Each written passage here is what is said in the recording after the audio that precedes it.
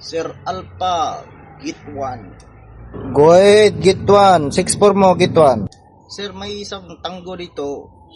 Nagpipilit pumasok dito sa area ko, sir. Sabihin mo, doon sa gate 2 siya dumaan kasi doon na may pedestrian dyan. 4 wheels lang yan dyan. Negative yung walk-in dyan, gate 1. Alam mo na yung isopin natin dyan. Copy, sir.